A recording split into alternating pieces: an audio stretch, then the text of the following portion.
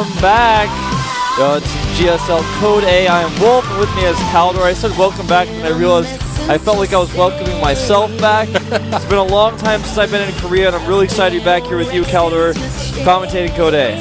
It was actually brilliant, guys. I saw his tweet earlier that his plane was a bit delayed, and I thought, okay, well, today apparently I have to prepare for a solo cast again.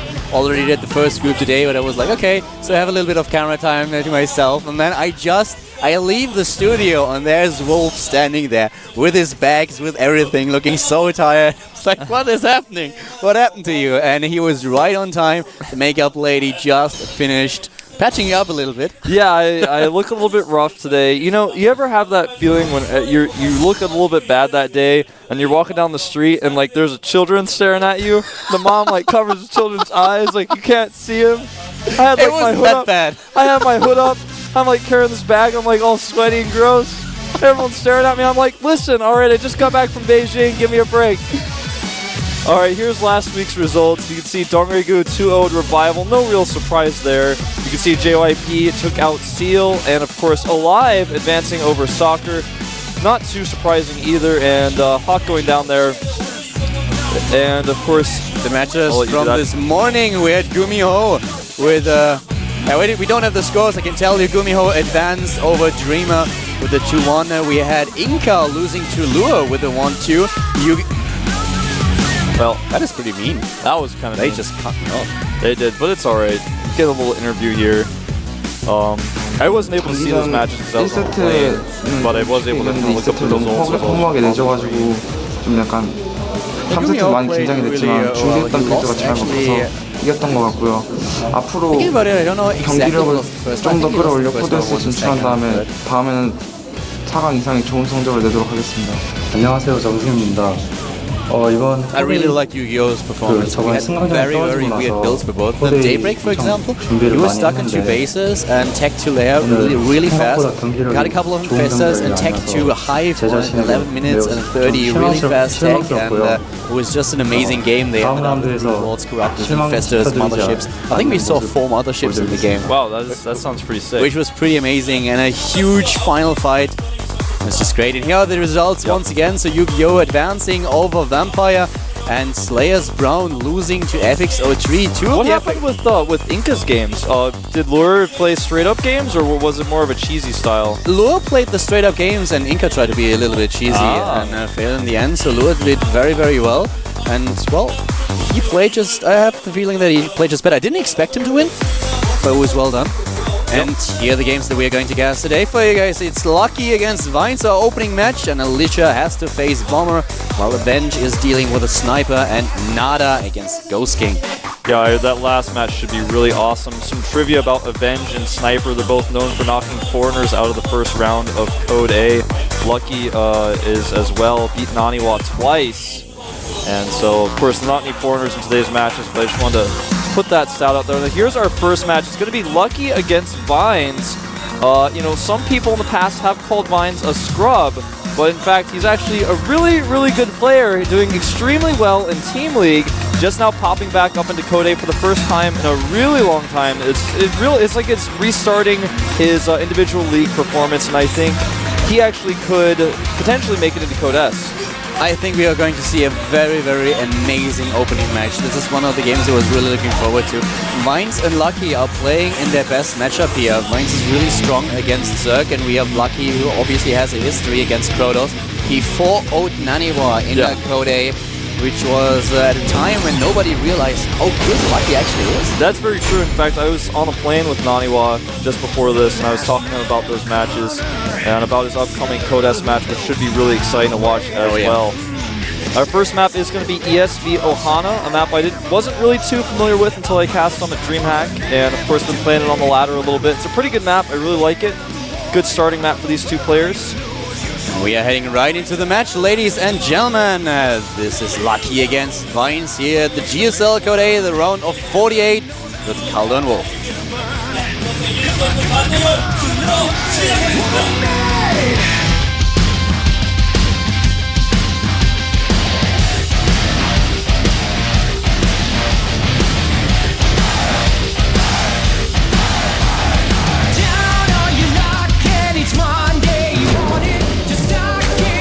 Starting to the top left of Ohana, in the red color, we have our Zerg players starting for Team FXO. This is FXO Lucky. a really strong Zerg player, especially against Protoss. One of his trademarks is that in all the matchup he's playing very, very cautious, especially against Terran when it comes down to drop play, but also against Protoss, and he's facing in the blue color to the bottom right, the OGS player. OGS Venus. They still pronounce him like Venus. Yeah, I remember that from the very first times I used to play in the open seasons. Well, Caldor, it feels so good to be home, back here casting with you. I'm actually truly excited to cast these matches. Even though I'm a little bit tired, I just don't care. It's not my concern, man. A real trooper. That's how I feel. See Vine sitting, of course, out. Pylon Scout. He's going to force Lucky to go pool before Hatch if he had any other plans, otherwise he would have been blocked. And Vines himself going to be putting down a Forge before his Nexus, for his standard play. Yeah, lately what has become very, very popular and what we've seen earlier today is an early pool play. So just starting with the 12th pool, for example. And basically it's kind of designed to get the queen out a little bit faster. You can have the Zerglings, but also what you want to achieve is the Protoss player not playing too greedy and starting with the wall in before he starts with the Nexus. And all the Protoss players that have faced the strategy today kind of ignored it completely and got away with it. So it was really interesting to see. But now we have the hatch here for Lucky. He was able to chase the probe away. Yeah, and something else we've seen a little bit more commonly these days is double pylon before Nexus. That's not something we're going to see from Vines here today, but it is something that's getting more popular. Interestingly, putting his second pylon near his main ramp, it's a little bit unusual of a placement. Usually you see it near the Nexus, but even so he's going to be fine. He knows exactly what his opponent's up to. Vines, by the way, lost the last match that he played against Zerg. In the GSTL, he lost against Monster, but in general, his record against Zerg is pretty good, strong. He defeated players like Tyrius and Yu-Gi-Oh! Lately, while we have Lucky with a very decent record against Protoss. We talked a little bit about how he defeated Naniwa in Code A, but he was also able to take down Creator in the GSTL. And in the Raidfall Invitational that Wolf and I casted, we saw him defeat Oz, which is obviously his teammate, but still quite the achievement. Yeah, definitely a good achievement, especially because he's his teammate. Oz isn't the best at PvZ, but he's a decent player, of course. Everybody knows that. Nexus finishing up here, as is the Gateway. And we do see a bunch of Zerglings going around for Lucky just to check for that probe. But it's long gone. He's not going to find it. Yeah, just checking on the minimap and scouting as much as possible. And usually what we see on Ohana as well is an early third of the Zerg player. And it works a little bit like we see the maps on Daybreak. The Zerg taking an early third and the Protoss being in two bases, trying to decide what to do. Either two base all in or going for the expansion. But especially on Ohana, a lot of Protoss players decide nowadays to get a third base and trying to get into this macro game. Yeah, you're right. It's a pretty good map to take a third base as a Protoss. We do see Lucky taking his third. He has pulled his drones out of gas at 100. And here's the Stargate right at that first pylon that Vines made in his main base. He's going to be on the edge there. He can rally out his Void Rays a little bit faster. Probably going to make one Void Ray and then follow up with Phoenixes. Since he hasn't researched any +1, it's not going to be that +1 Void Ray Zealot pressure. It's just going to be some pressure towards the third base. And the question is, what sort of tech will we see afterwards? This is something we've seen. A lot of Protoss players used to go for that 4 gateway pressure, but they've kind of been getting away from that a little bit right now. And Vines does see the third base with that Probe Scout. Now we have the Stargate now building, a very nice location, just saw it here on screen. And you're right, what I especially like nowadays in the Protoss play against Zerg is how we have so many different strategies. A lot of them open up with the gateway now because they want to be a little bit more aggressive and have the option to go for some kind of 3-gate pressure. We've seen 4 gates. So all these different options because Zerg figured out the timings with the Forge first play. And it's just so refreshing to see that even old strategies are coming back and are posing new threats to Zergs who are not used to dealing with them anymore. Yeah, that's very true. We have seen a lot more resurgence of that 4-gate, as you mentioned, 3-gateway pressure, all sorts of non-forged expansion builds. There are a lot of Zerglings out here for Lucky now, 13 in fact. He's making 8 drones and a Roach Warren now, and he should be able to clean up the Zealot Force if he engages it correctly. Gonna take out the Stalker first, but some of his Zerglings are getting caught. Very important that he takes out the Stalker here, so makes good use of his Zerglings. I really like this. The Zealots are dying as well, and the Void Ray is en route, but we have 2 additional Queens being built. Actually, he survived with 5 hit points. Yeah, very nicely done there, getting that Zealot alive. There are 2 queens here, as you mentioned. The Void Ray not going to be able to do anything. The creep is already spread all the way for Lucky as well. Really well done, getting those additional queens out. I like this move, by the way. He didn't destroy the rocks yet, so he made sure that he has 2 queen and his 3rd base immediately, so he wouldn't lose anything. You mentioned the creep spread already, and this is something that we've been talking about. We've been going on about this like crazy. If you have to defend against the Stargate, the creep spread to the 3rd is so important, or you might just lose a few of your queens. And if you lose queens, then you have a problem with the injects. You don't have the lava later on, and it just snowballs. Yeah, it definitely does. It's really important to keep those queens out. I mean, we've already listed off all the reasons why queens are important, but I really like how he's done this build, pulling out the drones from the gas, getting the 3rd base and the extra queens. Now he's working on those rocks. Meanwhile, of course, a Phoenix is going to clean up an Overlord, shut down some scouting, and we already see Spore Crawlers being forced here for Lucky. Got to be careful about that Stargate, but look at his supply, 78 out of 62, losing a few Overlords there. It's going to hurt him. It's basically really funny that we see Lucky now. We talked a little bit earlier on that he's a player who tries to be very, very cautious, and he gets all these queens, he gets the Spore Crawlers as well. So he is super safe against any potential airplay. He knows that there's at least 1 Stargate, so he prepares for it in time. Scouting information are brilliant. He has the circling in position to see the 3rd. And those extra queens that he built, I feel like he's at 5 now. Yeah, at 5 queens. They will definitely serve him in regard to spread his creep, and later on he can just use them in order to just inject macro hatches and additional bases. Oh, look at this pressure. Zergling's coming here. He does get blocked. Meanwhile, the Void Ray and Phoenix or Vines are actually killing more Overlords of Lucky. He's just trying to find some isolated ones and picking them off. But well done by Vines so far here. Hydralisk then going down, interestingly enough, with 3 additional gases. Roach Speed, of course, Burrow, and +1 are on the way for Lucky. It looks like he wants to put some pressure on here early. Now, the Hydralisk may just be a defensive measure against possible Stargate, but he might want to try to put some pressure on. The problem is the rush distance on this map is so far, and even with his good creep spread, the Hydralisk is not really going to be able to attack that 3rd base very easily. The one thing that he could do is obviously try to get into position with his Overlords, but they don't have the speed upgrade, so they are very slow and can't really use the drop creep ability. Look at this, man. He's got the Void Ray on the Watchtower, not only to deny the Watchtower, but to deny the creep spread that is so important. Lucky is going to have to push out with those Hydras to get rid of that Void Ray to even spread his creep further. He has to be pretty careful here that he doesn't overcommit to the Hydralisks, though. Yeah. We have the gateway, robotics tech already and the first Immortals. We don't have Colossi just yet, but this is definitely something that Vines will get later on in the game, especially when he realizes how many Hydralisks there are. He's had to make so many extra Overlords because of this harassment from Vines. With just 2 Stargate units, he's killed so many different Overlords. You can see 6 Overlords in production right now. Spire is on the way here, interestingly enough. That's going to be... he's going to be able to do a lot with that. The tech switch is the scariest part of this. He does have 3 bases. He's got all of his gases taken, so he can switch to Beetleless fairly easily after this attack, but he needs to do some damage. He's making 17 roaches right now. He really wants to put the pressure on this 3rd base, but Vines, I think, may be able to defend. He's got a decent amount of sentries. He's got some Immortals in the mix. He even has 2 cannons. The Immortals are actually what I'm a little bit afraid of right now, because if he tries to attack with the roaches, he will not be able to do too much damage. We have the force fields, as you mentioned. He will try to donut the units of our Zerg player Lucky here, and these Immortals, they will do so much damage. It's just unbelievable. They're so great against roaches, so I'm a little bit afraid for Lucky here.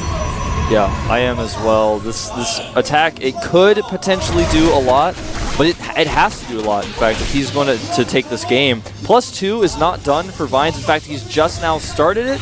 There are more cannons coming down here at the front of the base because he could just avoid the 3rd base, of course, of Vines and go to the other location. Void Ray is charging up here, but he's going to get taken out by these Hydras very likely. Oh, barely getting away. He does spot the forces, though, of Lucky. Oh, Lucky setting up a flank here. I like this very much, but Vines is retreating. So is Lucky as he realized that he can't fight this force with only half his army. Yeah, he did have that nice flank set up, but he's forced 4 force fields out here for Vines. That's really important because Vines is going to need those force fields. Look at this, he's attacking the right side, and Lucky, actually, it seems to be confusing Vines here. Vines doesn't know what to do. He traps some of the units. Now he's going to try to trap Lucky's units on the right side. Oh, but these force fields are still pervading half of the army of Streaming in. The switch to Mutalisk is en route while Lucky is losing a ton of his units here. But Streaming in, and once against the force fields, he could move towards the 3rd base now. And this is exactly what he does. He moves to the 3rd, and he could just snipe it, but there's still a ton of units for Vines, and the Mutalisk will arrive very late. This is looking really bad for Lucky because he's not gotten the Nexus. He may be able to get some Immortals here, but Vines has traded really well in the end because he basically fought 2 armies 1 by 1. Exactly. And, I mean, you're right, the Mutas are on the way, 13 of them, about to be 16 as soon as a few more come out, but they're late. The Stalker count is still high. He has cannons up, he's got a Templar Archives on the way. I think he's going to hold this fine. The problem is that he invested so much gas in his Hydralisks and his Roaches, and suddenly they are all gone. He doesn't have anything to buffer this. He can attack with the Mutalisks, but Vines has cannons everywhere in the base. He's look at that production. A ton of Stalkers, and he can just go for it. He even has Blink. I mean, this is looking really bad for Lucky. As Vines is even counterattacking at the same time. He knows how ahead he is. He's making 3 forges right now. He did lose his initial forge, so all these units only have +1, but it may be enough. I mean, with Blink, of course, with these Immortals to fix things up, I don't know if Lucky's going to hold this. Look at the supply, 164 to 128. The Mutas are still there. And as mentioned, he just doesn't have the buffer. He can't attack with the Mutalisks on their own, and he doesn't have anything else except for Zerglings. He lost too much gas, and he does not have the income. At this point, Vines is just going for it, and he is taking him down. Yeah, he's going to take out all these Spine Crawlers. 10 of them are morphing, but very few of them will finish. With the amount of firepower he has with these Immortals, I think this game is going to end. And I have to say, what a badass. Vines actually just not even turn around, being so comfortable against the possible Muta switch. He had enough gateway production to warp in units. He had cannons up already. He was totally prepared for the Mutalisk counterattack. Most Protosses would have turned around, but he said, no, I'm going to go for it, and he is crushing Lucky here. I love especially his decision to get all these cannons. This was so important, and there's the GG as Lucky leaves the game, and Vines takes the first map. Not a problem at all. Very impressive play here by Vines, and I especially liked his positioning. This was so well done when the attack upon Lucky happened. Lucky trying to set up this flank, trying to sandwich him, and even the attack at the natural, trying to bait him into a trap, and then suddenly those 4 force fields close the distance, and he can't attack with the second army, so that was really well done. Yeah, he was so patient there. I really liked how he did it, and I feel like Lucky's attack, if against a poor executed defense, it would have worked really well. And he may have even been able to target down the Nexus. There was a little bit of hesitation in his movements there. If he had targeted down the Nexus, would that have been enough? I don't know, because even so, he would have lost all of his units, and he would have, his opponent would have had an even larger army. It's hard to really say. He lost just way too much of his army without killing anything at all, and this was basically because Vines played so well with his force field, and he did not throw down 10 of them, only like 1 force field at a time, always in order to just to move the Zerg away from his army towards the Nexus, because he knew he could deal with the first part of the army and just trap him, close the trap behind him, and just push him against the cannon. So it was really well done by Vines. He didn't hesitate to make cannons. That's what I really liked as well. He made a ton of cannons in his main base. He didn't even know about Mutas, but he was like, you know, just in case, I got to have these cannons here. He had 4 cannons in his main. He had 3 cannons in his natural. I believe he eventually made 3 cannons at his natural ramp, and he looked so ready for anything. I was really, really impressed with this play. Lucky's attack timing seemed a little bit off, but I feel it really wasn't his problem. It wasn't his fault. It was Vines' defense that really was what he had to deal with there. Lucky could have just backed up. That is one of the things that he could have done and fought another day. In the end, he committed. It turned out to be a mistake. Vines took advantage of the situation. And now we are at the second game, ladies and gentlemen. Daybreak is the map. Lucky against Vines, map number 2. Hit the GSL code A with Calvin Wolf.